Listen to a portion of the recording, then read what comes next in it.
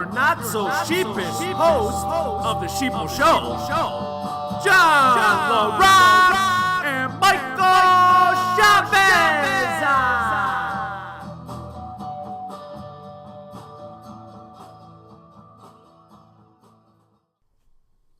Some of these sites, they're like, 10, 15,000 years. All right, the show started. That was the intro right there. You talking about ancient Egypt. Today's date is October 23rd, 2013. This is our dos podcast. I'm excited to be here. Are you excited to be here? I am excited to be here. I'm not excited about winter, so that's a bummer, but I'm excited to be here. Well, deep inside our military bunker, it is very chilly down here. But it is 54 degrees. Hey, better get used to it, I guess. I don't know much to say about that. This is the beginning of many more days. Sufferable moments at 4 a.m, clearing snow off your car. It's a harsh existence in the northern climate. We don't have to take snow off our car. We're rich, man. Oh, you got a garage? Yeah, I see. I don't. So no, it's called future think. It's called future think. This podcast is gonna blow up, man. Listen, our first podcast had approximately 38 to 40 hits. You could look. Why don't you look on there real quick? Give us an up-to-date status. Yeah. And out of the 38 hits, 28 of them were me. I know that for a fact because I counted them. 28? Yeah. Yeah. So, I'm assuming the other 10? Or probably me, yeah. I viewed it and... We do have 3 likes, but I do believe those are 3 of your accounts. Why is it taking a second? It says video views are at 0. And I've seen this happen with multiple things I've watched on YouTube lately that counts are almost like they're started over. Things that I've rewatched, went back to listen to again, certain other podcasts and things. So you're pulling that up and that's saying 0 views. 0 views, 0 subscribers. And I know that click on the actual video though. That's what you got to do. But I subscribe to the channel though too, and it says no subscribers. So, 41 views. So, isn't that what you said that you just thought it was? I thought it was 38 or 40. So yeah, that's roughly right because I did go on there a couple times since we've been in, since we've set up this show. I've listened to it more than I thought I would. Yeah, I started listening to it kind of right off the bat a bunch of times because I wanted to get better. And I'm going to have to get used to hearing it, I think. And maybe you don't have to listen to your own show, but if you ever want to revisit any of those things, you want to know more about the subject. So that's what made me do it. It was painful at first, but then you get over it. Yeah. Yeah. There's more painful things in life than hearing your own voice. Yes. Well, I was just a little bit disappointed hearing my own voice because it sounded like I was in like a box or something off in the corner. Yeah, well. We got to set up a little different this time. Yeah. I think we're both being picked up now. Yeah. Yeah, it was still all right, though. Hey, we're not professionals. Never claimed to be. That's what's so cool about this, dude. Yep. There is 2 buddies right now, a couple jackasses sitting there bullcrapping with each other about the craziest things that to them are so interesting and so on point. That believe it or not, there might be a couple other people that might like to listen to that. Yeah. And more and more and people learn a few things, like maybe that. Yeah, even. Exactly. You're just hearing other people's point of views, and it may give credence to your point of view, but you're still always getting something. You should try to take away something from everything you experience. If you're going through your day-to-day in a conscious mind, not too distracted by everything that life can distract you with, which is basically everything. Mm-hmm. It's like walking down the street with shit hurling past you, your head, and barely narrowly missing things all day long. Well, my life isn't quite that bad, but Let's say it's bad. I think that was getting all artsy and cutesy for a metaphor about how busy our lives are. your life's just a bunch of shit being slung at you all day long. Exactly. I get it. That's it. Yeah. That doesn't mean it has to be pessimistic. I don't know. So I've been thinking since the last one, what else am I going to talk about? And the more you do that, the more you can't think. Basically, it's how my mind works anyway. No, it's true. It's like seasons you up. Yeah, totally. There's writer's block. Well, there's like a mental blocks too, obviously. And that's what I've been suffering from. So we decided to go with a debatable, controversial issue that has really swept the nation, really, with the amount of sugar that we intake. And it is more unique to us in the United States than it is to a lot of other countries and cultures around the world. And yet we're seem to be one of the unhealthiest in spite of having supposedly the best medical technology. So what's your thought on that, Mike?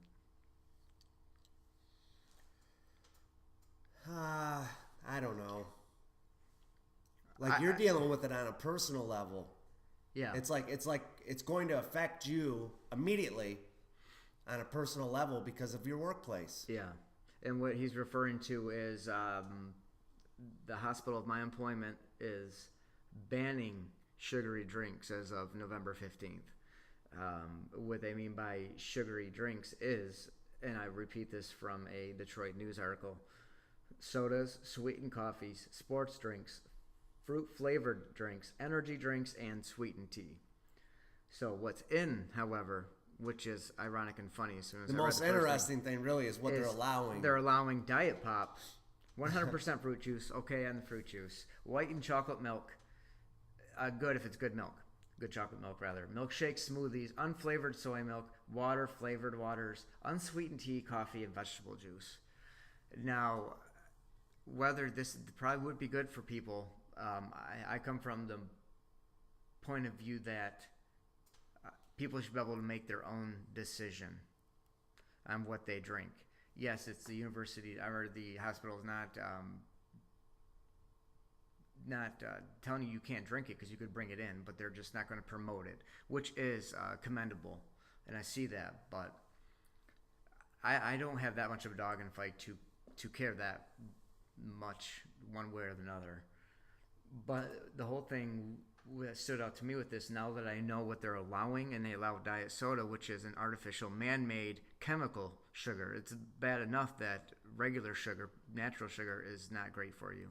Well, but so then this one is okay. I do have a tendency to jump towards a conspiracy rather quickly. That's all right though. That's all right though. Because that attitude does seem to play out to be true more than not. So why wouldn't you? And the more you look into it, there's a little bit of conspiracy in most things that you encounter, or everything that you encounter. Especially when things become policy at a major hospital in the area, when things become policy in a township, a city, a state, there's money behind it. Yeah, you don't know exactly what's behind it. There's always money behind everything. Well, I fear the aspartame. Well, that's what I'm referring to about how it's funny that they're... Yes, that to me seems to be like a Trojan horse sneak attack, always under the guise of for your well-being and health, for the children, man. Yeah, they always give you some sappy cause that is a good cause. So but people playing can your sit heartstrings. around. They like to play your heartstrings. Aunt Mary can sit at the coffee shop with Aunt Gertrude, and they can talk about, oh, did you see the hospital I work at? They're getting rid of all these. Well, that's a good thing, sweetie, because that's exactly. It's promoting health overall and stuff, and it gets people to play into the lie. It does not tie into the agenda. Doesn't that tie in somewhat? Although we're not a conspiratorial show, that is exactly what a sheeple is. Yes. And that's just an ironic thing that I just pointed out just now. It just occurred to me. And that's a perfect example of saying that's what one of those are. Nice. That's great interplay right there, dude. So Yeah. you're already getting Yeah, how to bridging do it. this. Yeah, Yeah, you synapses are bridged firing a that. You little just bit. threw that. Woo! So Promoting the show. they, but back to this. I don't care if I have the soda. If I want one that bad, I'll bring one in from home. They're not banning it; they're just not selling it. But how it just takes away from all of the. In my mind, it takes away the ban as it is for what good it's trying to accomplish. Is negating all of it with promoting sugar substitutes, which there is very controversial in itself with causing cancer and all kinds of illnesses and still obesity that makes you actually crave actual real sugar more. So that being said, it's an oxymoron in itself, the ban, if they're allowing, unnatural sugars. It makes no damn sense even if it is conspiracy that aspartame causes cancer. There's no definitive answer that you can look up right now. So why would you ever want to drink it? It's just or promote it. It's just funny how you like see there's so much going on and there's so much we read about and we hear and shady things, and then to actually live it. You know what I mean? There's something to most people in there. I don't know, 90% of the people that work there, 85% of the people that work there are just like, oh, this is a good thing. That, you know what, man? I drink that can of pop every day at lunch, or those 2 cans of pop every day. This will force me now to drink 2 cans of Diet Pop instead. Or have the water. But I don't like the taste of that Diet Pop. You should be able to make up your own damn mind. I got to drink my pop because that's what I drink. Yeah. Yeah. I don't drink coffee, so, I got to have that Mountain Dew. The Mountain Dew is my morning beverage. I see them people walk around with their 20-ounce bottle of Mountain Dew. Now, I drink coffee. And I generally don't drink it when I work. But so were they basically saying in that article that all the sugar for coffee will not be in-house? You need to bring it on your own, but we are going to It does not say that. I have not looked into that further enough that the sugar, because that's not going to go over well. Even with this in place, that's exactly what happened. It'll be another oxymoron aside of an oxymoron is that, the break rooms as such that have coffee, for that the workers chip in on the coffee pot, and they're gonna give you sugar for that, which is the same as you could dump a Mountain Dew's worth amount of sugar in your coffee. Some people do. Mm-hmm. Some people are going through the morning drinking 2 cups of syrup. It's just another needless. Why go through the trouble? Why remove product? Well, it's nerfing the world. Right? When we get down to it, if you really, then that's a quote I took from Rogan, but I love it. That's what we're doing, and I'm stealing it. It's also perfect. I know. I admit it. It's becoming part of my verbal repertoire. It's the same thing. Now. We're not going to go into a big marijuana thing, but it being illegal is nerfing the world. You can go buy alcohol, which we all know, even those that are anti-marijuana know that alcohol is worse. So it's not even debatable in my mind. You can't debate it. If no one's ever died from one, but hundreds of thousands of people die from alcoholism every day, and you can go buy it anywhere. You're never 15 minutes away from a bottle. So, but not to get into that too quick, it's not, or too much. It's the point of, at what point are they going to stop censoring you? You see, that's the thing is you allow these things, even though they're bad, to be taken away. At what point is it going to stop? It's going to stop at the very point that we stop allowing them. It's as simple as that. Yeah. Everybody needs to ask themselves that, and that's what. But it's so scientific now. In my opinion, with like the sugar. Well, yeah, everything. We're not in like this dictator, third world despot type tyranny. We're in a much more scientific, cloaked in secrecy. It's right around the corner, man. It's standing there, in a suit and tie, and super white teeth, and a real nice Southern drawl, talking to you. It's standing there right there, looking like that, but really underneath the skin is a demonic goblin, dude. Yeah, you could look at it that way. Yeah. That's where we were talking about discernment before, and that's where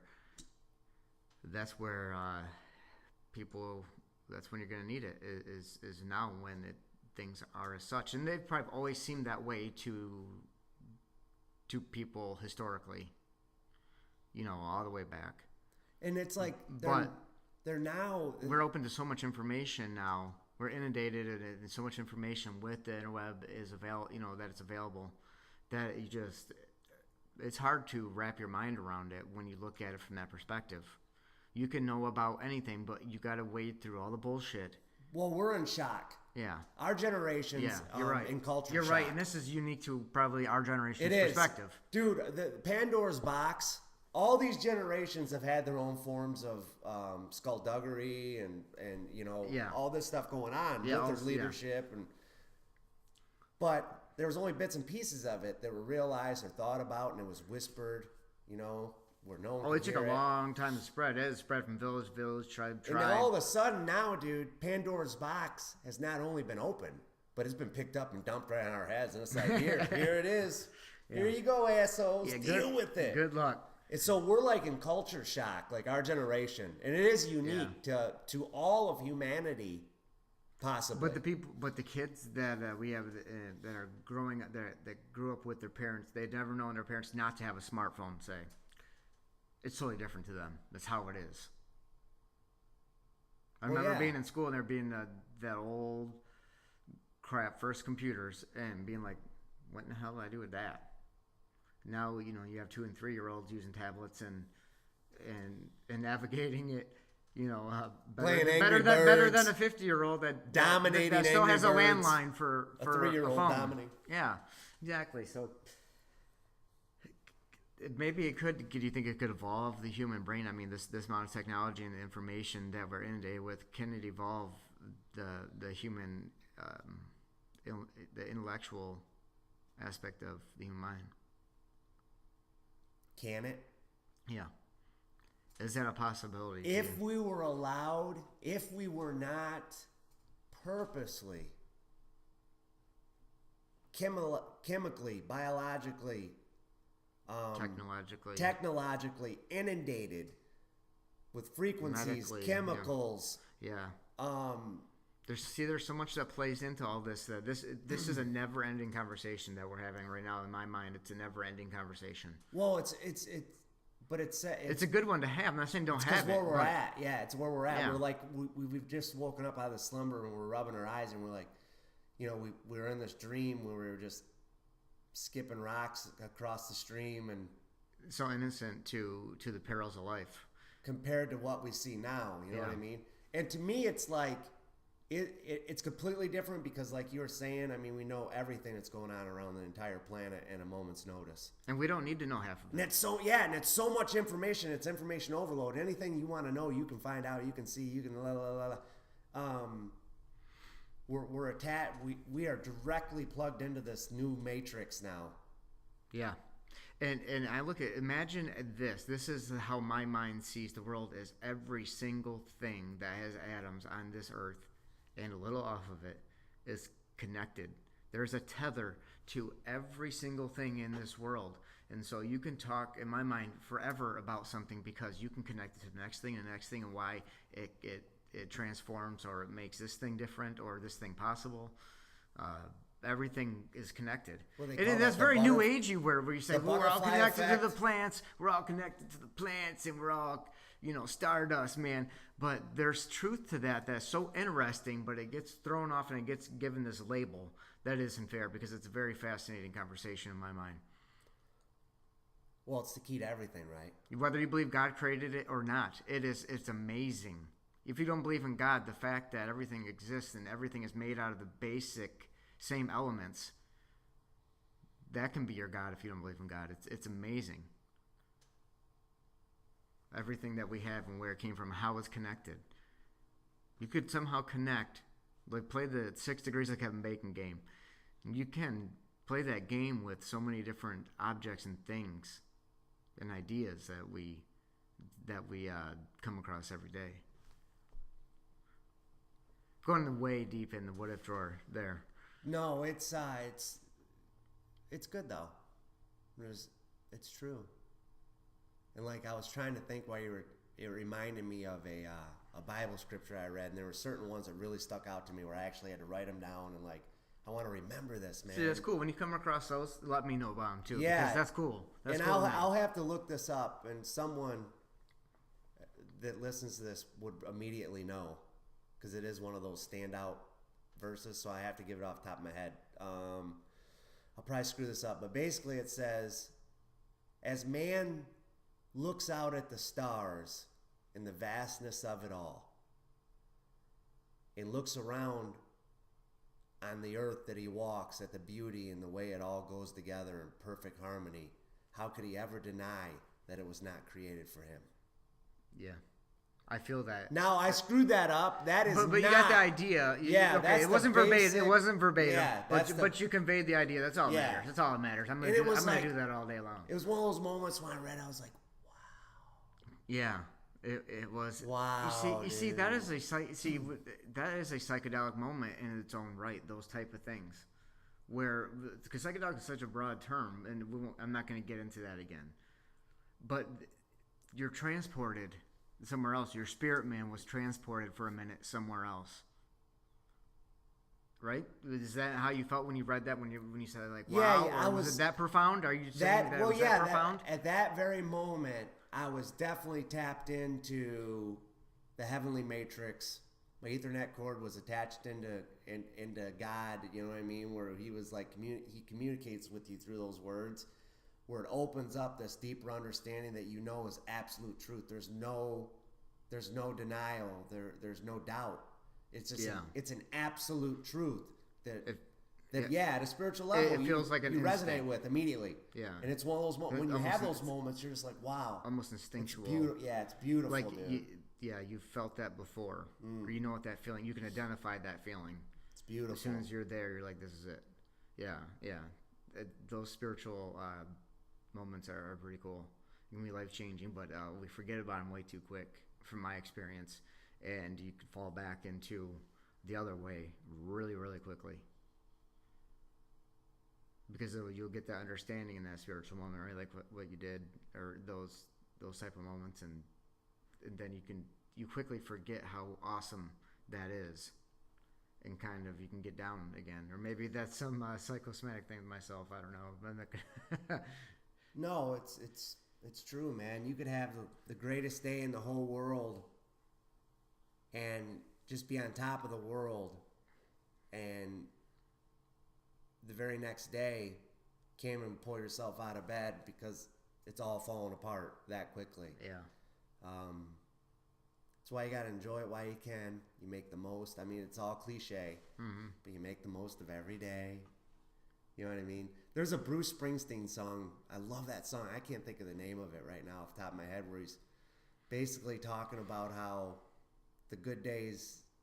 I know the song now. Yeah, they don't last. In my head, you know, enjoy them while you can. can, basically. You know what I mean? Because they come and go. I seen the Rolling Stone. I glance through that magazine once in a while, and in the middle they'll have pictures of celebrities, rock stars, somewhere, when one or two sentence quotation, and they've showed him a couple of times like paddleboarding and like board shorts out in the ocean, and he's like 61. Yeah. Dude, he's ripped. Oh, yeah. He's got the body of a 30-year-old, and he's 60. Dude, that Super Bowl a couple years ago where he's like in his famous skin-tight black jeans and his black T-shirt, and he gets singing, and he goes all the way across the stage, which is already like 200 feet long, and he slides across like 60 foot of it on his knees and stops perfectly right at the edge. And there's a guy that got better looking. Legs. He got better looking as he aged. You look at the old photos of him, like he looked kind of like scrawny in them old 70s type style clothes, and the long hair and a gaunter face. That's a guy that's gotten better looking with age. He's like a fine wine, man. Yeah, exactly. There's some people like that, and you as a somewhat young man, don't you wish that? Like, I hope that's me. I hope that's me when I'm 60, man, because you're enjoying I see 60-year-olds that basically live like 80-year-olds. Oh yeah, they're miserable. Their body might but there's a portion of them people though. Hey, I resonate with these people. Yeah, so I've had my share of injuries. Where like they might have had crippled up. Dude, yeah, they might have got T-boned. Yeah, in a car one day. You know what I mean? Or they might have just fell down the steps. Regardless of the way they got there. Yeah, you just it's don't want to sad. be like that. Yeah. No, you don't. You see You Bruce don't. Springsteen, Yeah, like, you're we had right. 61 and looks like that. It's crazy. It is, dude. Yeah. See, we started off on Sugary Drink Ban. Went through this whole, like, almost too deep, like, we should have started playing some sappy music in the background deep. Too deep, too quick, as I would But that's like what to this say. is all about. Yeah. Me and you are just bullcrapping. To how good Bruce Springsteen, the man crush that we got on Bruce Springsteen. My dad has I a man know, crush yeah. on Bruce Springsteen. And you know what? And I see where he's coming from. He's Yes. a bad motherfucker. Yes, he is. You know, excuse my MFer, but His hey, it's appropriate his sometimes. songwriting Yeah. is like it's phenomenal. He's telling miniature stories. Yeah. Every one of his songs. He's the working class hero, man. I mean, he sings for the working class guy. That's what he represents. Yeah. You know. Yeah, you can tell that he doesn't. His words. That he doesn't walk around, acting as badass as he could. Yeah. You know, and Yeah. badass meaning just like a pompous fuck. You know, just Like maybe walking down the streets Yeah. of Boston, and he's You got know, his entourage. he and probably does his own kicking laundry some and shit or something. You know, paparazzi guy's ass he's real doing his own. quick. Bruce is doing his own laundry. I think I'm gonna bet. Maybe his old lady's doing it, but he's kind of guy's probably still doing his own laundry when. I don't know about No, that. yeah, maybe not. You just got a new outfit every day. That's how it is when you Because- have that much money. I consider myself pretty laid back guy, and if I had a couple more bucks, if I had some money, Yeah, I would I might cut be some paying stuff someone out, to do dude. some Yeah, I wouldn't be cutting my lawn, and that's a white guy thing. Someone else can be cutting my lawn. I can say, I'm not saying who it would be, but probably wouldn't be me. yeah, Unless I felt like getting some vitamin D that day. yeah. Yeah, I hear you there, and like painting the house, you know, screw that too. I want some money, I'll pay somebody to paint some Yeah. crap for me. I don't mind doing that. I could do that's, that. You're rare. Yeah. That's like the one rule with friends, even somewhat with family, unless you got nobody, or unless you really can't don't do ask that 'em yourself. to- You don't ask other people to help Yeah. you paint, man. You just don't. You just don't.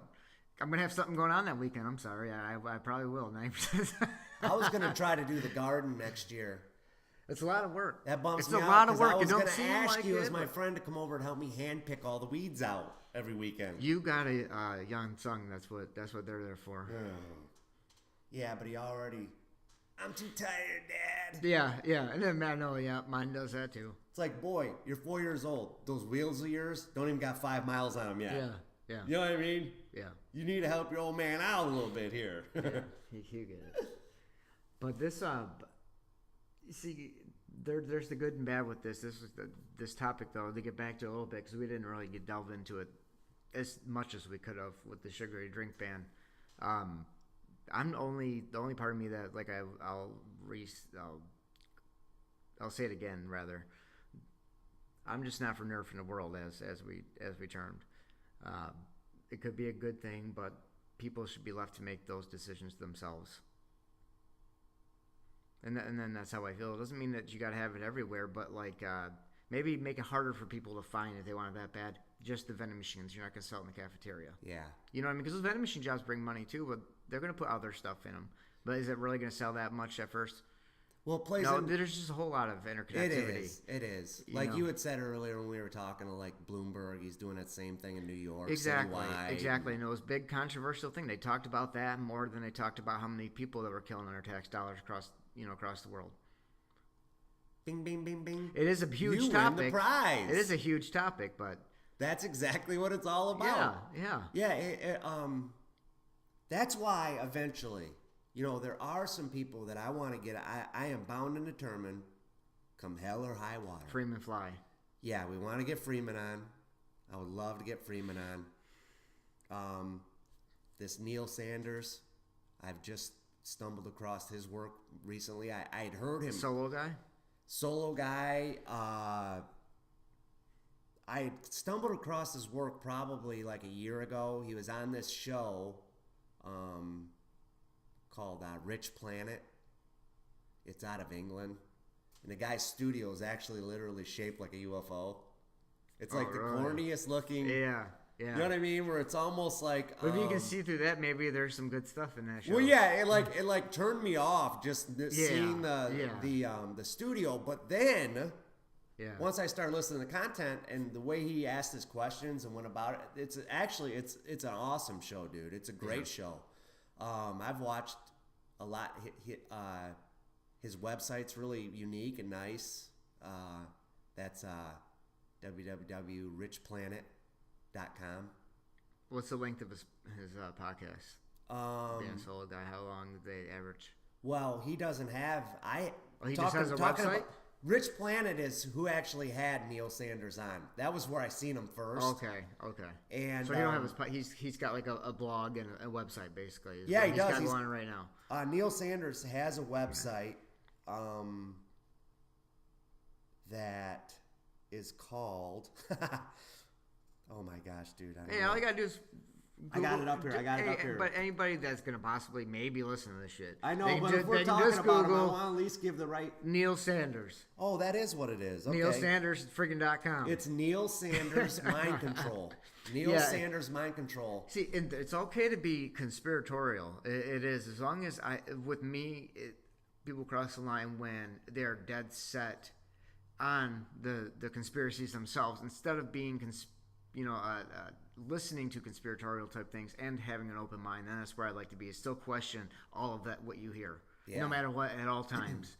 Because otherwise, you fall into the tinfoil hat. It's that easy to fall into the tinfoil hat group.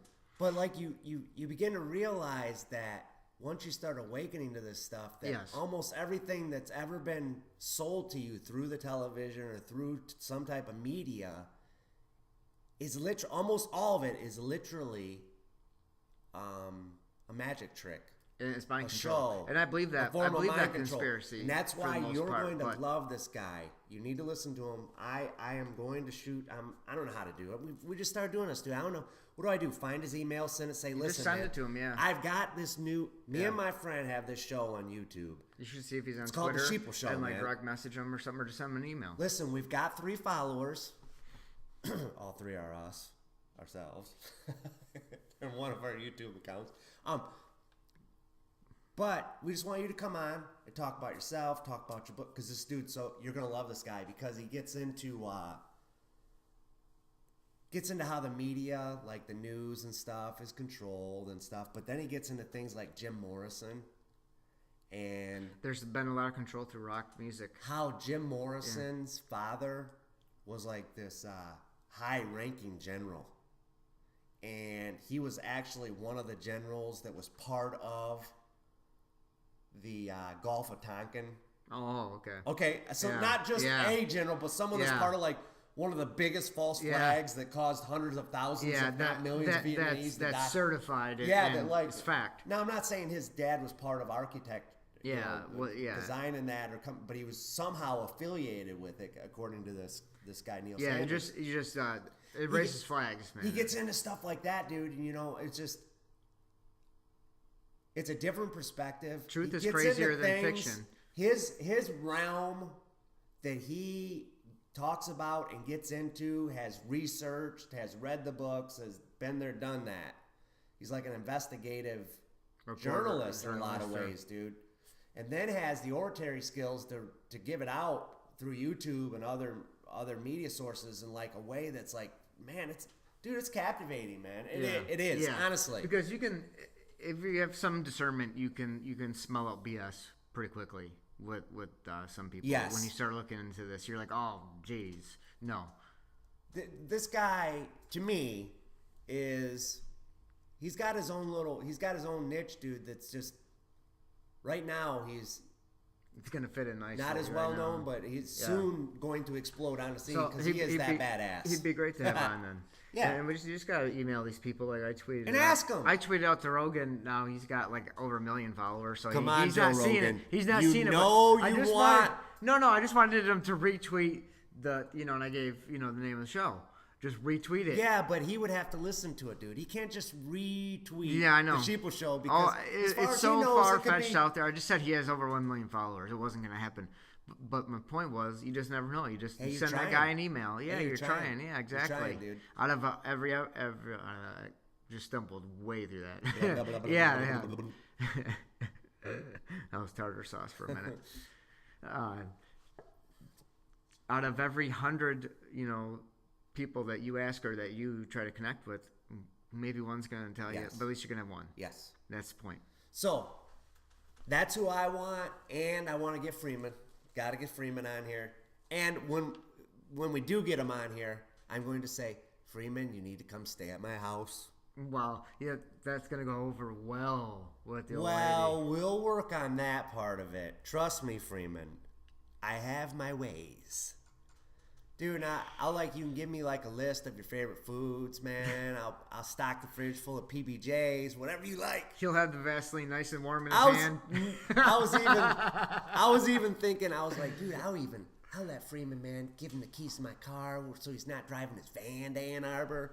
Because you know Freeman's got to go check Ann Arbor out. Oh, he's probably been here. He probably has. Yeah.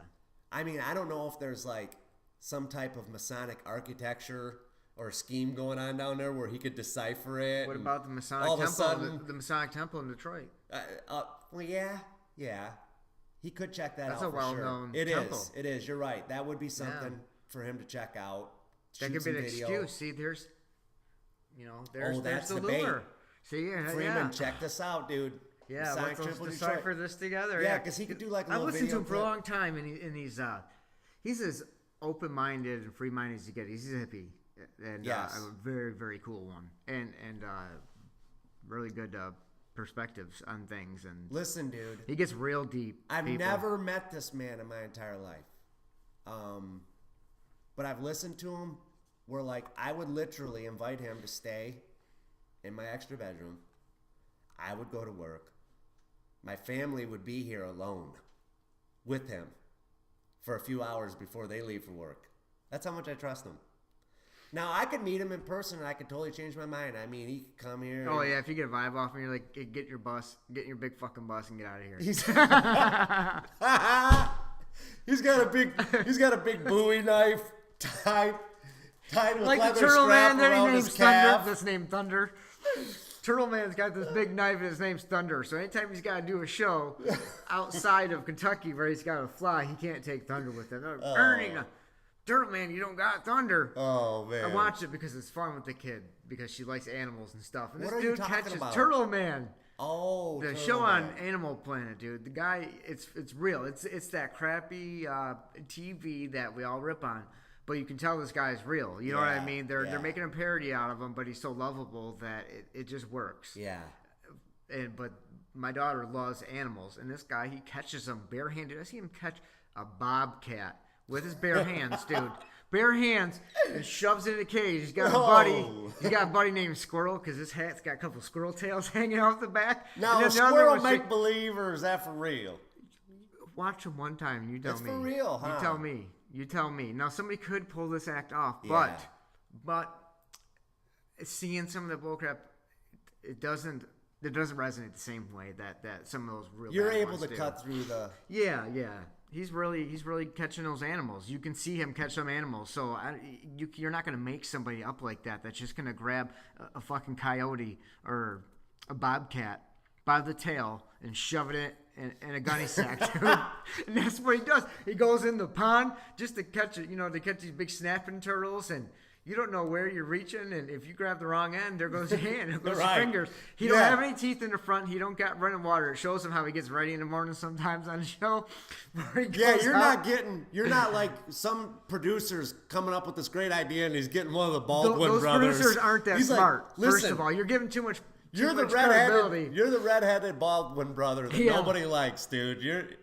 We got an idea for you. You're gonna be catching these bobcats. No, dude, you're right. Exactly. It has to. This is what this dude does. I don't know how I got into it, but it's so fascinating of a show. There's that junk TV that it's junk TV, but you know what? You need entertainment no matter what form it comes. Whatever form you enjoy, if it's entertainment for you for a little while, and you're not sitting there watching the whole marathon all weekend long of Turtle Man, then it's cool.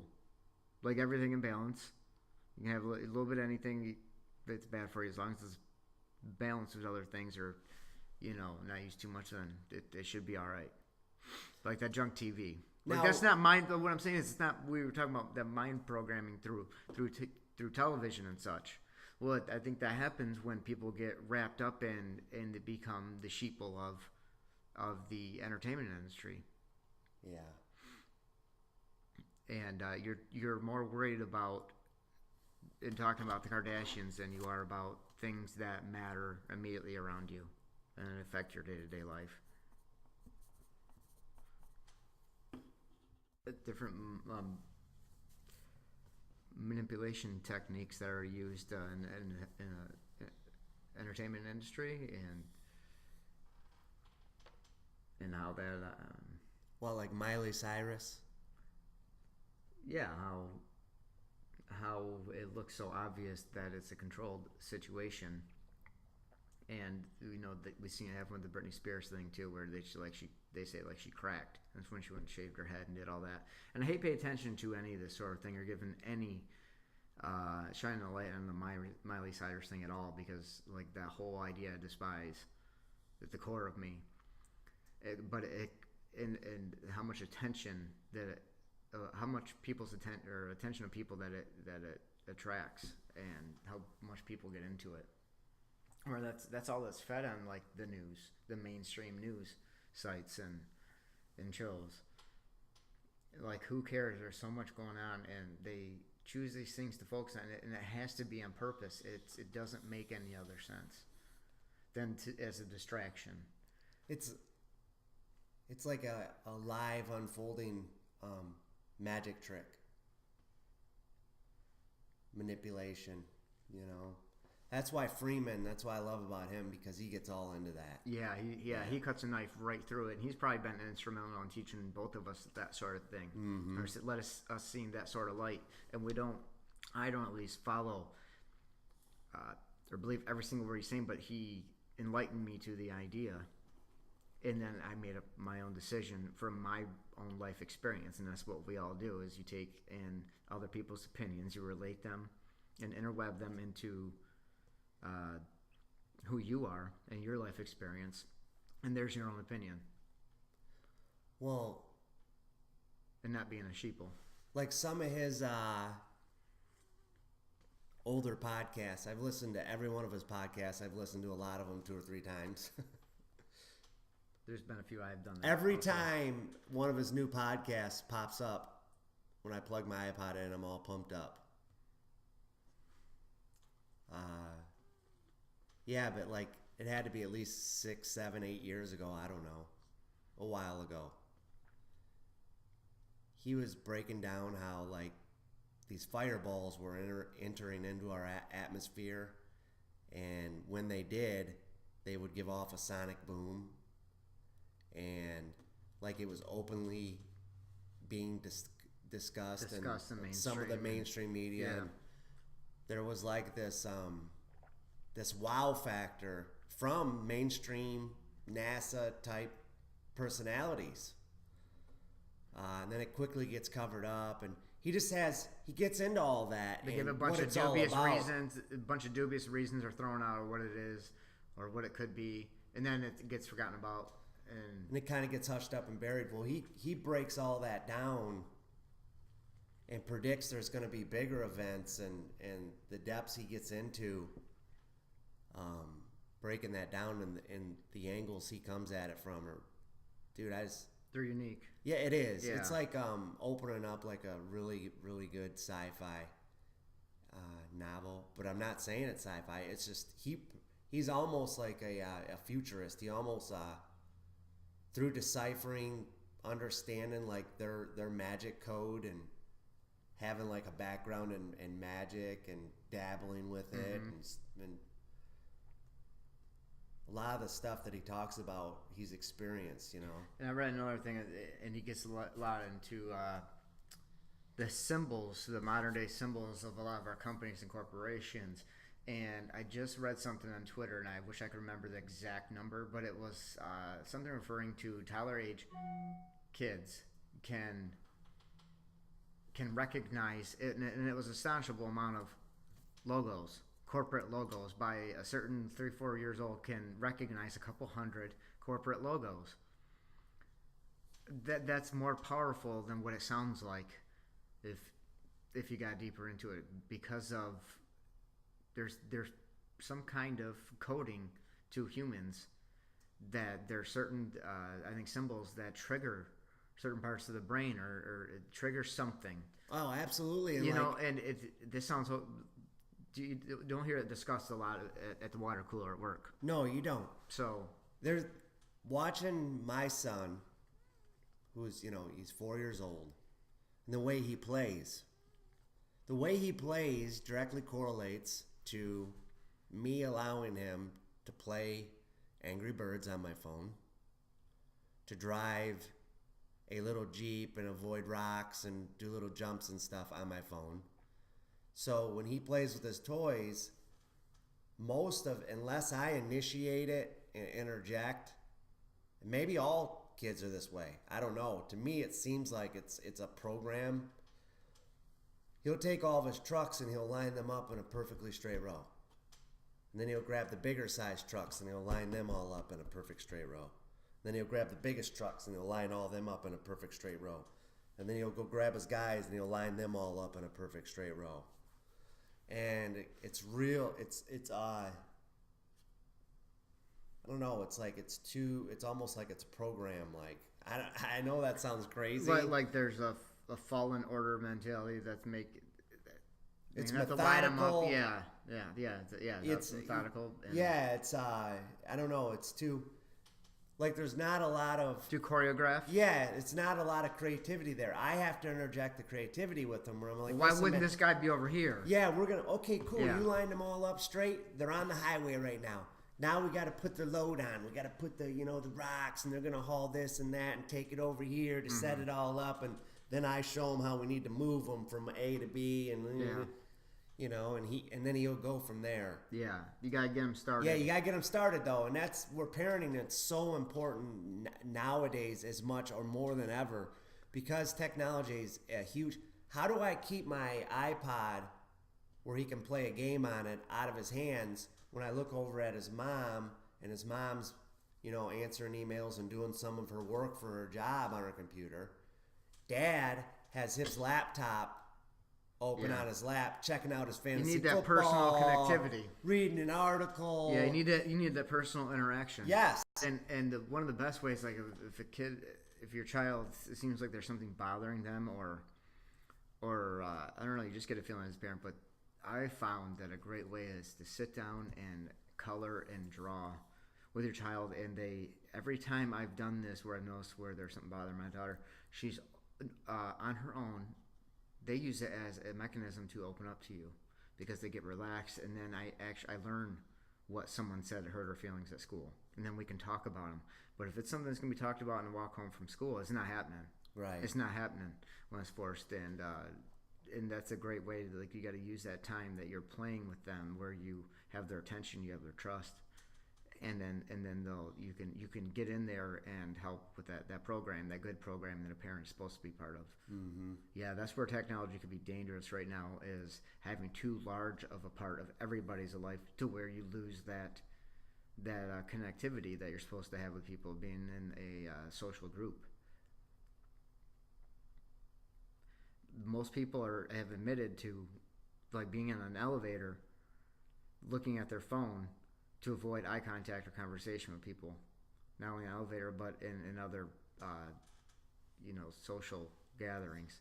We went out to eat last night, and I love to people watch. Yeah. So I'm guilty. Yeah. It's fascinating. Yeah. How different everybody is, but I'm yet just there's checking groups of the everybody same out. type of people. Oh yeah. It's categorized in your mind. I'm pigeonholing people. I got them all figured out, even though I'm completely wrong. On most of them. Yeah. Oh yeah, look at those two over there. They ain't fooling me. They're gay. Who are they trying to fool? Well, maybe that one guy, he's actually not trying to fool anybody now that I'm watching him more. Stuff like that. But one thing that was interesting to me is that I was looking around, and like the younger adults, the early 20-somethings, not even really, I'd say the late teens to early teens, on their phone, buried in it, with the families and stuff. And then the early 20s, they're kind of like looking around, and the ones that drink, they're more in like this. The predatory mode's still there, man, when it comes to getting some booty. Yeah. That's still going on. Yeah, it's strongest to that. Yeah, I don't care how. Yeah. I mean, even when man assimilates into the Borg and becomes one with it in the singularity, that moment, it's going to be trying to get some virtual booty, probably, dude. It's already happening, I think. Oh, yeah. The Japanese are on top of that right now. They got them. They Probably. got them lifelike love dolls and stuff, dude. Dude, It's if you ever- robots, love robots, and I read that they actually have vending machines with used panties in them. yeah, I've seen it. Yeah, I've seen that. I've actually physically seen that thing with my. I can't remember how I ran across. You know, how the internet is, man. You just go down a rabbit hole sometimes, and you have no idea how you ended up where you when you wake up and you're like, I've been on here for an hour. You have no idea how you got there, and all of a sudden, yeah, you ran across the used panty vending machine in Japan. Oh yeah, dude. It's like it blows my mind. It blows Yeah. my mind. I gotta say honestly that wouldn't be my thing. That Yeah. would be. That wouldn't be my thing. Oh, I thought. Yeah, the used panties wouldn't probably be my thing. There's a lot of freaks that means. If there's an actual company that provides that service, there's a lot of them guys out there, obviously. Well, it's one of those little friendly reminders, like a joke on us as humanity, that your soul is detached from the body, and you wonder, like I've wondered, why am I a male instead of a female? Then is soul unique in that way, in that aspect? It must be a different type of frequency or something. And you start debating this stuff in your mind, and wondering about it. That I realize why I am a man instead of a female.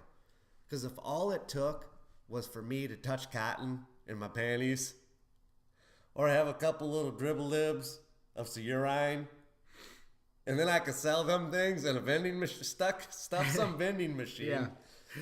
Every Sunday night, I take my 7 pair of panties that I touched cotton and dribbled up in, and stick them in a vending machine and charge some nasty ass old dude $20. Who knows? Yeah. Why wouldn't you do that? It depends on the need for it. Why wouldn't you do it? That's why I'm a male. See, stuff like that. Possibly, yeah.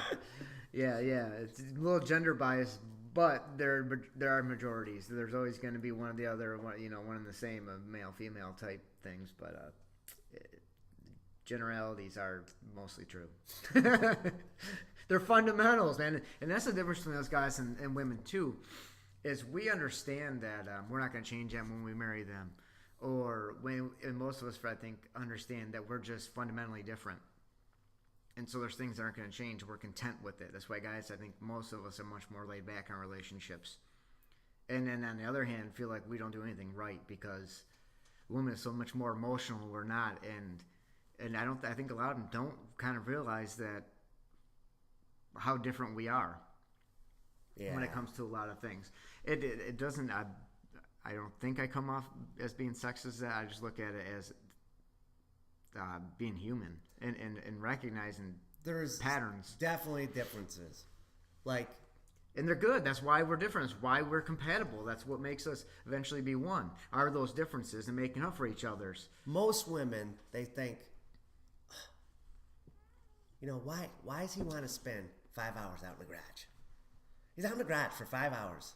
Oh my gosh, I would never spend more than 5 minutes in the garage hanging out. It's cold. It's nasty. There's bugs in there. What is there to do in that garage? That's how his brain functions. He must just not want to hang out in here. Yeah. He must be just tired of everybody. He wants to take a break or whatever. I don't ever get a break. When do I get a break?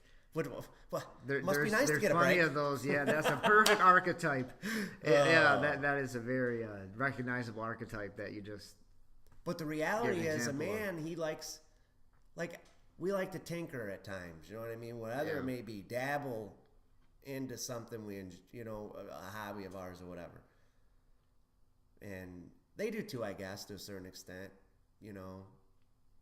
But theirs is more geared towards companionship. Or connections and and relationships. More mechanical. It's more. There's just it could be hunting. A lot of guys hunt, especially in our part of the country, and that it could be that, and a woman could not understand that unless they live the lifestyle that's what they eat all winter. Well, they might not understand that either. It seems anyway that they need a little more of that actual close companionship where you're in the same room together, you're doing a lot of things together, and don't come instinctually to a lot of us. There's a lot of nuances. Oh, there. I love being with my girl, man. Yeah, You know, I do, honestly. I do But too. I also love being, and it's not to get away from anybody. It's I actually love, like, taking something apart and fixing it and cleaning it. And, you know what I mean? It's just, it's cool. Satisfaction, and then it kind of quenches a sense of wonderment about things. It also allows you to kind of vent your day too, because you put your mind totally towards something else. And they would like to vent their day and put their mind totally on something else with somebody. And if you think about it, they have a more, and it's. They want to tell you what everybody said in the office all day long. Mike, Well, what they want. Yeah, they do that. They do that sometimes. But they actually had a human being grow inside of them. Yeah. Yeah. I think, dude, all I've had is a turd grow inside of me. I think women, I'm one of those, and not to be like a feminist male, but I think women are tougher than men. I mean, men are always portrayed as warriors and that, but. No, it's scientifically proven they are. Pound for pound in many different ways. Yeah, without citing that, that's just the feeling that I have, and it's not because I've also heard. I've felt that way before, like those studies come out that you see, because there's always these studies that come out. But yeah, it's true. Yeah, like we're more physically strong. You know what I mean? I can go over there and I can pick up that boulder and I can flip it 2 or 3 times. Which don't make you more of a survivable human being on this earth. You got to have it all. Got to have it all. You got to have it all. Balance, You got to have it all, man. But she could have a cold, run a fever, have diarrhea, be sick as hell, and she'd go to work, dude. I could wake up and I could have a cold. And I could have, like, my tongue just feels a little too dry. They'd be like, I ain't going into that freaking place. I feel like crap, man. Yeah, we're a bunch of nannies. Now, granted, our worlds are completely different. Yeah. She's in the business world, man. She's hustle bustle. She's using that brain. She's using her skills are in high alert all day long. Yeah. Her skill set's being fully utilized. When you feel that bad, no one wants to do anything. No, the headaches are the worst. They can be. They're the most. Hey, let me ask you something. Something just caught my attention. Switch up a little bit. A new Gallup poll reveals that 58% of Americans now favor legalizing pot for recreational use. Now, wouldn't that What's logic? the percentage? 58. Now, I don't know what to ever say about these percentages that they're given, because no one asked me. No one's ever asked me any of these questions, these polls that I've ever read. But I kind of get the concept of how they do them and how they come up with the numbers, so whatever. But now, wouldn't logic tell you if 58 over the majority, more than half of the majority, is for it? How could you not just do it? And I know why, but I'm just saying it as an open-ended statement. Well, this plays into your backing of voting online. That whole concept, right? Yeah. It plays into that. Yeah. Well, it seems to if they want to utilize this technology, the Facebooks, okay, tapping into it, downloading all of your information. The more information about you and your personal life they can get, the better. That's what they want. But why can't we use it against them? Okay, yeah. You want all this information? Yeah. I want to see it used for my advantage then. Well, how, sir? How so, sir? Yeah. Well, okay, my Facebook, all my information, everything, I want to vote online. And as soon as I vote, if someone wanted to painstakingly, meticulously go through every single vote online and count it individually like they would a particular ballot if it was done by hand, they can go they click into my database, boom, there's my Facebook or whatever the thing is, my little chart or whatever. It's all my pictures that I put out there in the public, quote unquote, to show who I am and what I'm all about, even on a personal level to a certain extent. If it was utilized that way, I think we could vote online. If we could actually go and if someone wanted to do the painstaking work, they could go to every individual online vote and they could see exactly who it came from, where his address is, what he's all about. And they already have that, though. If you have an identification card of any kind, yes, you're registered. For somebody that... So they already have that. This is just a different form. And once you're online I get it. Like with the whole NSA thing, I think it's all despicable. But once you have signed online, they already have all that, in my opinion. It's too late. It's too late. So if they want to use it for nefarious reasons, supposedly, and all that stuff, then let's use it for some good. Let's vote online. You have all of our information. Yeah. Every vote counts. If someone wants to painstakingly check to make sure that's not a fraudulent, this is what I'm getting at. Yeah. Not a fraudulent person that's stuffing the ballot. Which they do now. Dead people vote every year. Now, could it still be? Yes, exactly. And this is where there'd have to be oversight and oh gosh, it gives you a headache thinking about it. It would be so much trust and honesty would have to. And this particular whole scheme that's going on right now, and the people that are in leadership and their minions under them are so untrustworthy that we could never do it at this point yet. And you know what? Here's the thing too: is that would also have to work when one of my other fundamental ideas of an ideal world is do away with the two-party system. It's archaic. It's antiquated. It doesn't work. You do away with that, and you do away with having to have one of the largest financial backings in order to even be considered to be voted for. When you get away with that, then it could work. It would help it work. Any platform. Hey, what about? Is this a rumor about Howard Stern and Jesse Ventura running? Was that just some interweb meme that I kind of ran across? Well, or what? Because that's interesting. It's come out of Jesse's mouth, his own mouth. So he's had to have talked to Howard about it then, because I don't think that they discussed it on Howard's show. Yeah, did they? Because I haven't looked into it. I've just heard it, and I've kind of been interested to discuss that. Now, unless he's done another show with Howard this year where they've talked about that. The show I heard, they talked about it. Howard half-heartedly said, "Oh yeah, I would have to think about it," or something like that. He didn't, in my recollection of it, he didn't give a definitive, "Yeah, I would do that."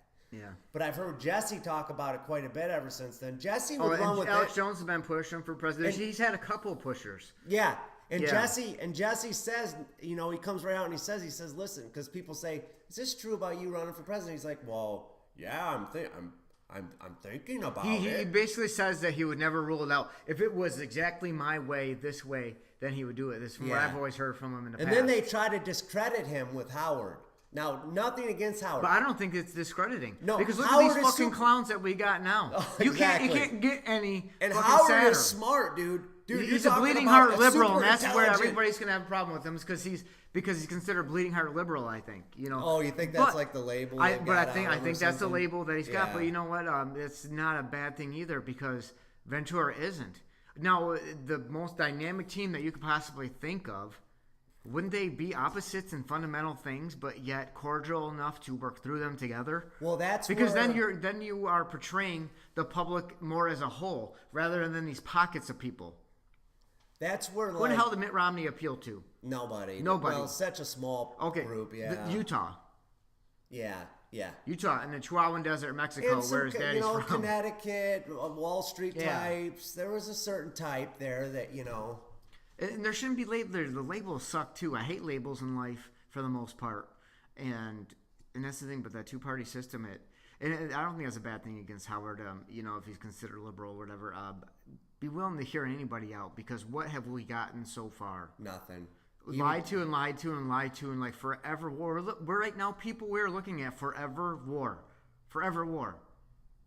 Since the 90s, when Bush got us into, the Middle East, we're gonna be in that war forever now. You look at what's happened. Like if you take like the British model of warfare, in the real sense, physical warfare, line up in a straight line.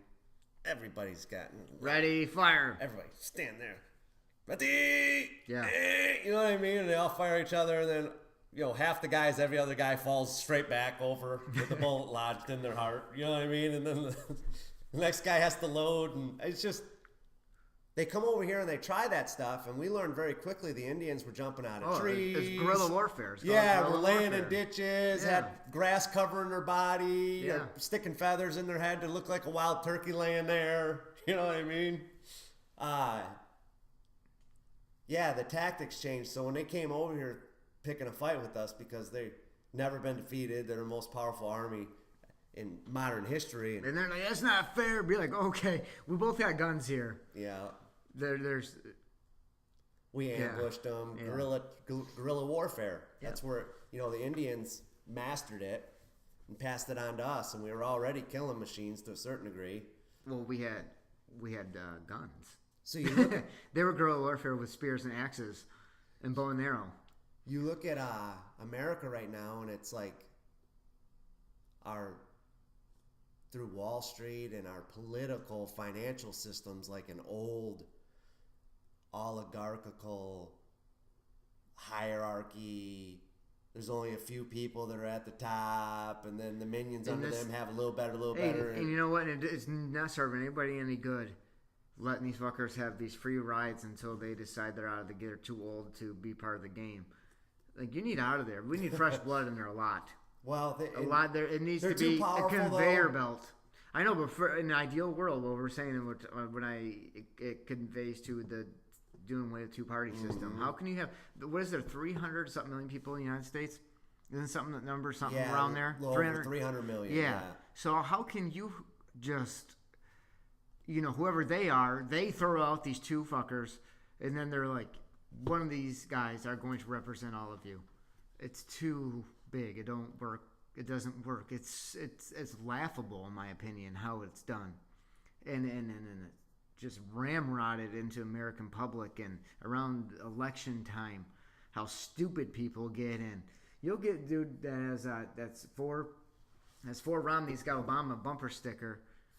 Some people's cars got kicked in with Obama stickers on from the Romney supporters. Right. You know what I mean? We're talking about these morons.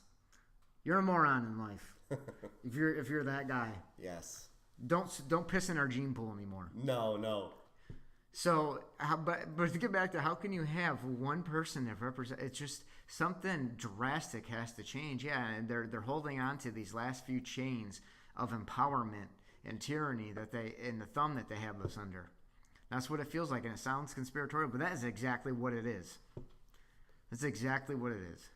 Which makes them really dangerous because, yeah, I mean, psychologically, and they have the knowledge though too. That's the huge thing. They're master gamers, dude. Yeah, this is, like Mike said, this is handed down from monarchy times, which are still monarchies, but they're different, obviously, now. No, the son grows up hating the father, wanting to outdo him and dominate him. And you got some special family, like it's just like, what are we in a fairy tale book here? All interbred. Yeah, it's just, are you kidding me? How much more goofy can you get? The United States and England, and apparently it looks like there's some cool European countries from what I see, and they're called socialistic, and they do these things weirdly. But there are some strife in that now. Like if you listen to Red Ice Radio and Henrik, and he's had these big. I don't have all the information on it, so I'm not going to go too deep. But he's done a couple of specials about, you think Sweden? Right. Because it's the happiest place to live on earth. They got the most, least mentally ill. Everybody eats. Everybody's got health care. Everybody's got a fair paying job. And there's also a lot less damn people. That's a big one. Yes. We got too many damn people. Well, just consolidated. Yeah. Not too many people, just overly consolidated. Working as a whole. Yeah, working as a one. You got over 300 million where you can't define that. Because that people kind of group always of people. they always say there's too many people, And then you get in an airplane. There isn't. Yeah. You get in an wide airplane. open spances, dude. Hey, anybody that's Bigfoot's listening anywhere. To this, Bigfoot is anywhere. Anybody that's listening to this, it's like, this asshole, here we go. This guy's going to start preaching. Here we go. There's more. Yeah. There's I don't mean that at all. I don't want to hear Not this. in that sense. Thanks for correcting me. You get it. For correcting that. You get in an airplane. Okay, you just ask yourself this. It's common sense. Get in an airplane, get the window seat. Fly from one side of this country to the other. Just one time. Whole lot of nothing. And just look out. Just look out your window and look down at the ground. Okay? All you're going to see is dirt, grass, trees, woods, trees, water, lakes, trees, dirt. Oh, wow, there goes Missouri. That's why, hey, everybody. There goes St. Louis, Missouri right there. There's just this little dot of city. of gray. It's gone. A little dot of gray and lights from street lights. And that's what a lot of the whole Bigfoot thing is about, is even like Rogan did Joe Rogan knows everything about it, and you got Les Stroud, that survived, a really cool Canadian guy, the Survivor guy. Aren't necessarily Les Stroud. Oh. He gives a couple Bigfoot accounts, but the point is like, you get out there into those woods where they supposedly inhabit, and they are so mind-blowingly huge that, as crazy as Bigfoot sounds, these places are so huge, you're like, why the hell not? Why the hell not? Because there is nobody out here. Nobody out here. You got 5 feet of snow in the winter and just dense forest, and who the hell knows? And that's why, like, like, if they are suppressing that type of stuff and hidden bases, military bases in the woods and in the mountains, these drones, the whole idea of drones, and like right now we fly these little gas station helicopters, and they're really cool. Some of them even have a camera on them, and you can check some stuff out, or you can buy these little drones that look like a drone. Yeah. But they only go Vice so far. did a thing on them, dude. It's pretty cool. They only go so far. I mean, you would foreseeably see they have a them future where they go scenario anywhere. where it's like a video game, and you take this thing off. They droned from your an F-14. yard. Was it F-14 or F-16 fighter? F-18? They droned an F-18 Oh yeah, fighter jet. they've done this. I mean, and this thing's I'm gonna talking go about anywhere. for me and you as just the normal public, where we could actually. They could do it now very simply, man, and it could be affordable because technology. You just have people in China or India build it for you. You could sell it for that's the only place they $200 can build it. bucks. That's the only place the factories are to build anything, dude. But That's why where you don't- got to go now. Why don't I right now? Screw this $20 gas station helicopter. Why don't I right now have the ability to buy a drone? When I buy it, I physically get it. It comes in a package and it comes with a DVD. And I stick the DVD into my Xbox One or my new PlayStation, Sony or whatever. And this thing pops up, the screen, the high-def screen that's in the windshield, this thing pops up and it's on my TV just like a video game, dude.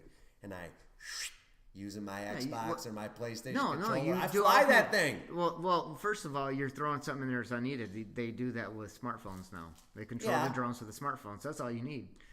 Is a smartphone and a drone. But your smartphone's 4 inches, 5 inches. Imagine having it on your 52-inch. Oh yeah, well you just connect Samsung. your smartphone to your Samsung. Watching this stuff live, and you could go 500 miles, dude. Well, that's where that's what you can't do. You'll never be able to do that, dude. Yeah, you'll never be able to. Because you want to know why? Yeah. Billy Bob Jackass would take that thing off, and he'd fly it over them there Smoky Mountains. And drop a pipe bomb. And he drop would a pipe bomb on some Hindus. No, dude. No, dude. He would fly this thing up there, and all of a sudden this little vat would open in the side of the mountain, and this UFO-shaped military aircraft would fly out of there and hover.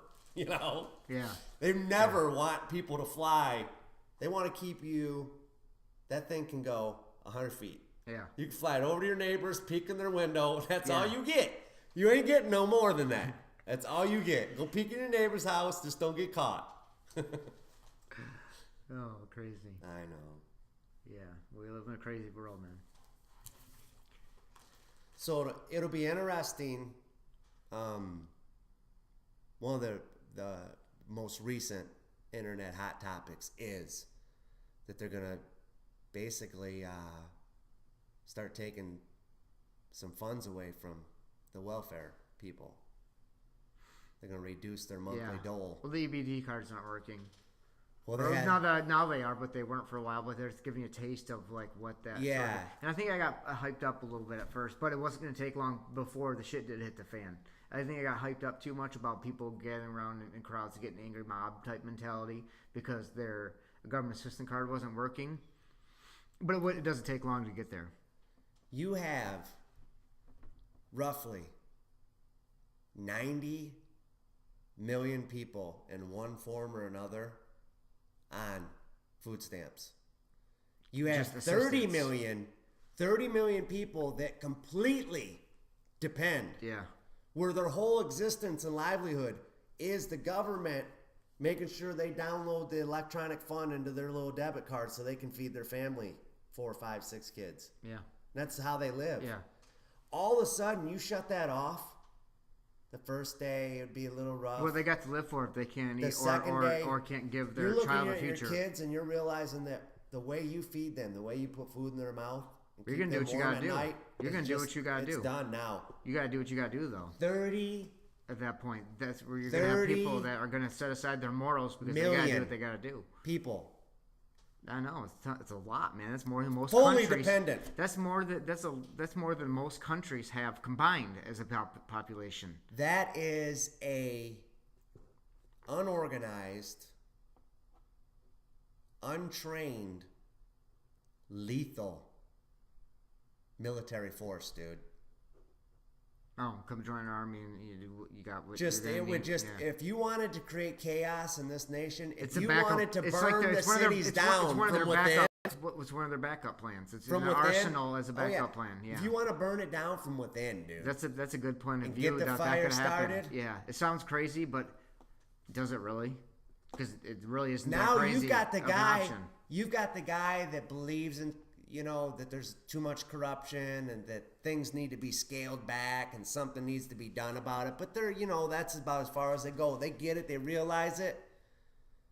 If the 30 million that was 60, 70 miles away from the comforts of their home, the inner city people that are poor and despotate, and that's how they live, there's nothing for them. There's no education. It's just unbelievable poverty, man. Yeah. Yeah, it'll get ugly real quick. All of a sudden, they can't feed their kids. They're quickly going to go to the places where they know the food's at to feed their kids.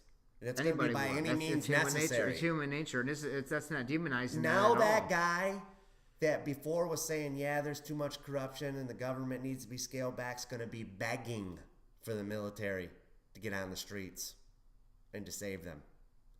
And when that happens, dude, it's over.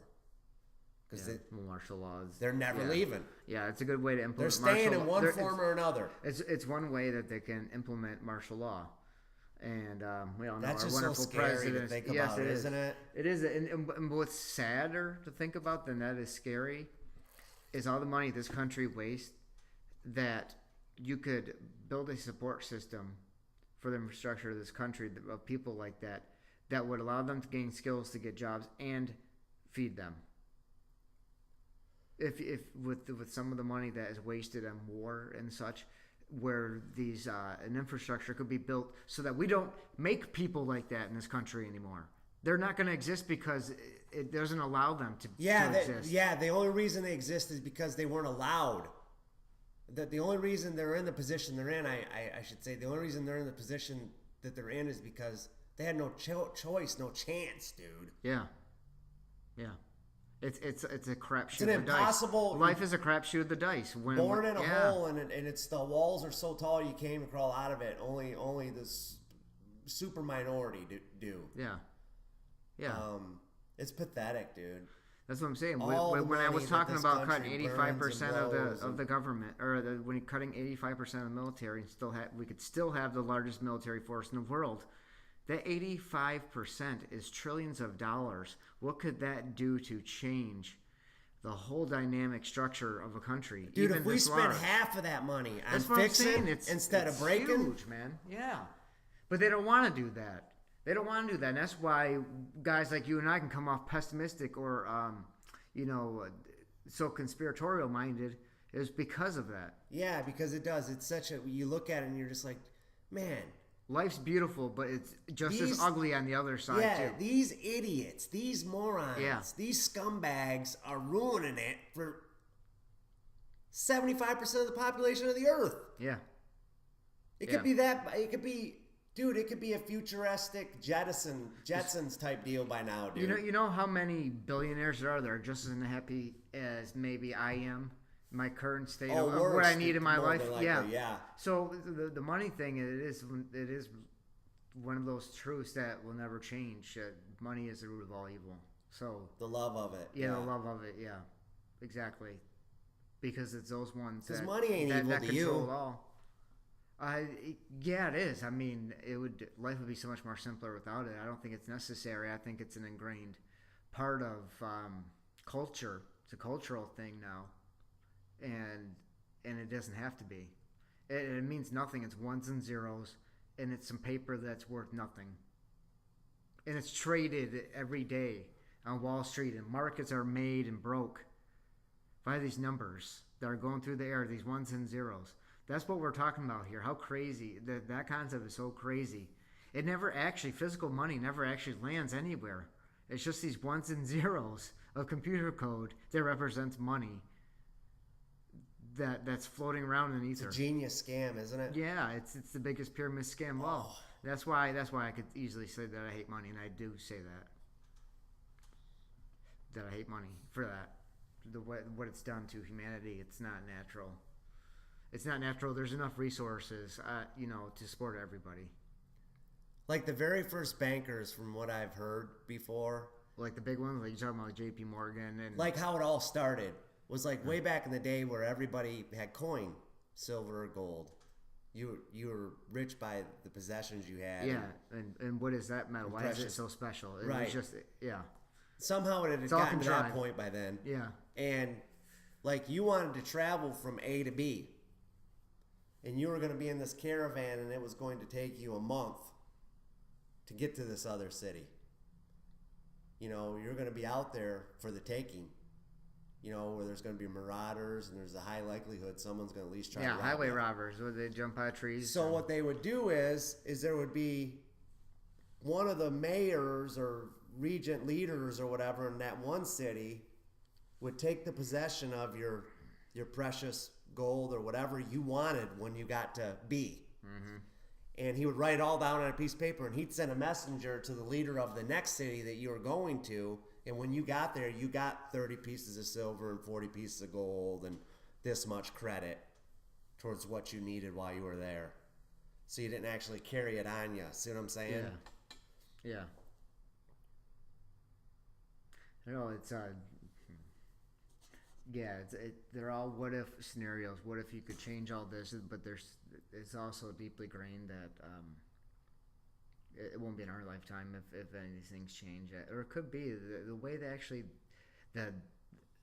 how the definition, not the definition, but how the exponential rate, like how technology moves, how quickly it moves. It's getting like astronomically faster every 6 months. It's faster this year than it was the last year by, you want to just make something up and say double. Well, the next year it's going to be triple that fast.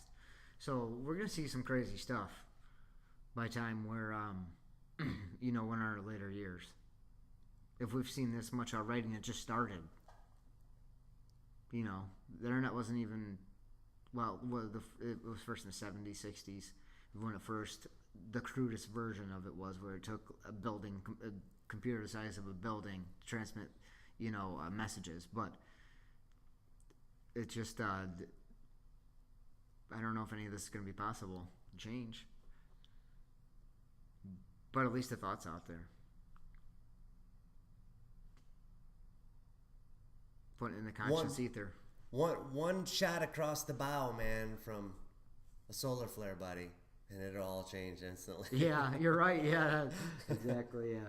All of a sudden, dude, we're all back to the freaking horse and wagon real quick. Oh yeah, and but that's better learn how to make a fire real quick. And the horse and wagon. That's like 100 years after 99% of humanity dies off. Yeah, if it went that far. If it didn't go that far, it will pick up some of the pieces and use them for the next 100 years to build on. But yeah, I don't know. Trailing off a little bit here on this now. Yeah. So I think we'll wrap this one up and till we see you again. All right, that's number 2. How long? Down the rat hole, into the matrix, into the ether. How long? I love the ether. How Isn't long that did it go? band, man? No. That's a guy that's actually an outfielder for the Dodgers. Oh, Andre Ether, man. He's a cool